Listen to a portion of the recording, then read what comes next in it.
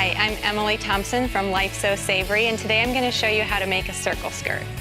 I love circle skirts because you can make so many different varieties using the same drafting techniques. And I'm going to show you how to draft your own circle skirt today in any size that you would want to make it. Let's take a look at a couple of the examples that I brought with me. I have two circle skirts here that I made for myself, both a little bit different. This one is made from a very stretchy knit fabric, and it has a glitter elastic waistband. It's a full circle skirt, meaning it's continuous fabric all the way around. This one is a half circle skirt, which means it does have a seam down the back, but if you put the seam in the back, you don't really see it, and it's a little bit less full. I made this one with sweatshirt fleece, and if I made it a full circle, it would have just been a little too much fabric. So I used a half circle skirt, and I put a yoga style waistband on it, and it makes it a super comfortable everyday wear skirt.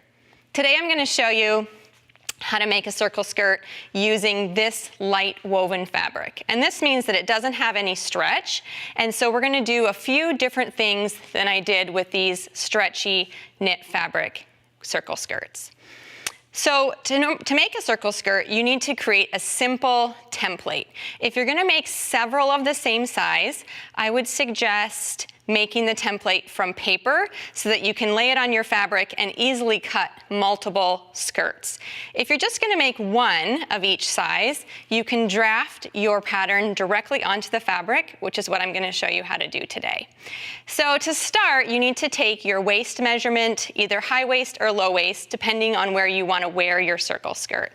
Once you have that measurement, if you're using knit fabric, you can just keep that length.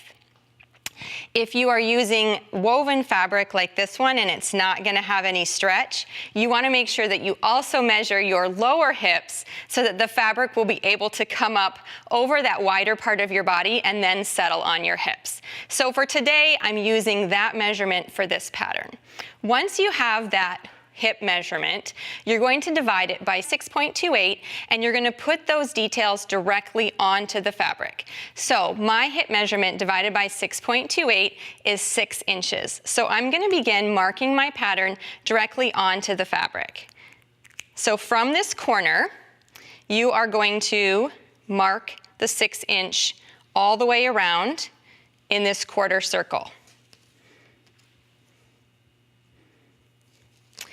You want to make sure that if you're doing a circle skirt, a full circle skirt, that you have your fabric on a double fold, which means that I not only have a fold on this side, but I also have folds on this side, so that when I open it up, it's actually a single piece of fabric. The only limitations on making a circle skirt is the width of your fabric, because it can only be so wide. So I'll show you in a minute when I cut the length what that looks like. I have my 6 inches marked, and I'm literally going to just cut that line right around on this quarter circle. So now we have the waistline cut for the skirt. Now, from your measurements on your own body, you want to mark from where your hip is and measure down to see how long you want your skirt to be. With this fabric, I'm not going to be able to create a floor length skirt because you can see this is as long as my skirt can be. So I'm going to make it the full length that I'm allowed to with this fabric. So if we take your measure and you see how long it is, it looks like I can go about 22.5 inches. So I'm going to make my skirt that long. Now, if I'm making a child-size skirt, it's a lot easier to get it longer than it is if you're making a women's skirt. And the wider your hip measurement, the more fabric you will be taking out of this corner and the shorter your skirt will be. So you just have to keep that in mind when you're planning which fabrics to use for your circle skirts. So let's measure 22.5 inches. All the way around this skirt. And you're keeping the 0 on that waistline and putting enough marks that you'll be able to go all the way around with your scissors. Put as many as you are comfortable with. Some people will put more and some people will put less, but depending on how many that you think you need to be able to cut around. And you can see I'm going almost to the edge of the fabric on all sides. I used 1.5 yards of this fabric to create this circle skirt for myself. Now we get the fun thing of seeing what we've created. I'm going to take the scissors and I'm just going to cut directly on those lines that I marked around on the bottom of the skirt. Try to create a smooth line in between your markings, but you can also even these up as after you're finished cutting.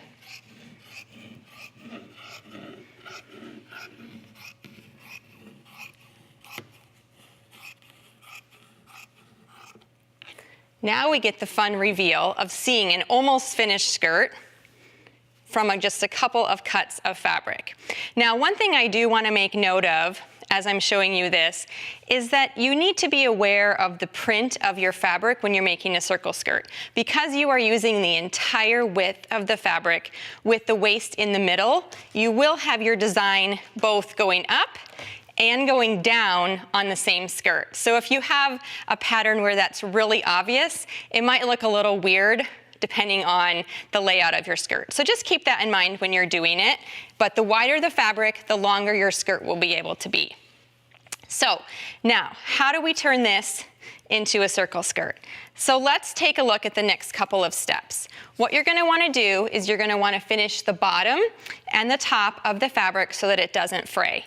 On this one as an example, I have used a serger to finish the bottom and the top waistline. Then you're going to cut your elastic. You can also add a cloth waistband with the elastic inside, but I really like the look of just the exposed waistband. For kids skirts, I usually use the 2-inch wide elastic, and for adult skirts, I really like the 3-inch wide elastic. All right, so you will take the top of your skirt and quarter it, which I have done with pins, and then you will take your elastic, and after you have sewed it into a circle, again, all these directions are on the website. Sew it into a circle and then quarter it as well so that you can match that up with your fabric. Now, I have, on this one, not really added much hip allowance because it's stretchy knit and will just pull up over the hips. So the elastic and the fabric aren't all that much difference in width. On this one, you will have to stretch your elastic quite a bit more to fit on your fabric because I did add those extra inches to fit over the hips. So just keep that in mind as you're stretching and matching the fabric and the elastic. So let's take this quarter mark on the elastic and the quarter mark on the fabric and put it together.